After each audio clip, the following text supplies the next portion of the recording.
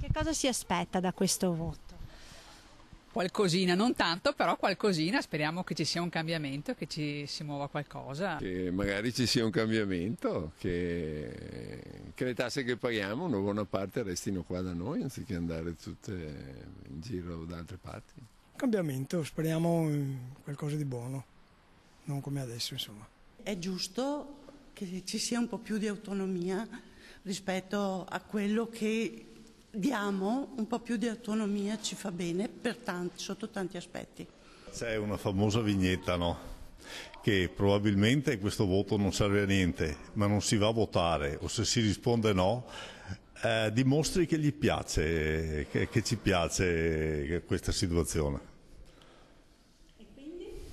E quindi bisogna votare, sperando di far dispiacere a qualcuno. Questo voto è molto importante per il Veneto, è giusto che facciamo sentire, vogliamo l'indipendenza perché noi paghiamo le tasse, le abbiamo sempre pagato, i nostri nonni, le nostre aziende, noi lavoratori paghiamo e paghiamo anche molto salato le tasse dallo Stato. Ho 92 anni, ho voluto venire a votare.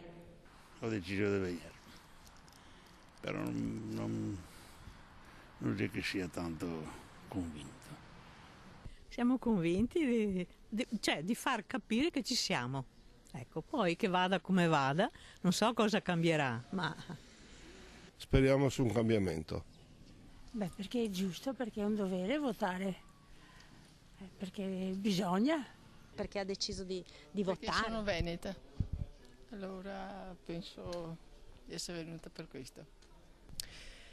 Allora, sono sicura che se tutti andiamo a votare qualcosa comincerà a cambiare. È chiaro che non può cambiare in un giorno, ma si cominceranno a vedere i frutti. Ho ritenuto giusto votare nonostante i miei anni, perché ho tanti nipoti e ho pensato a loro.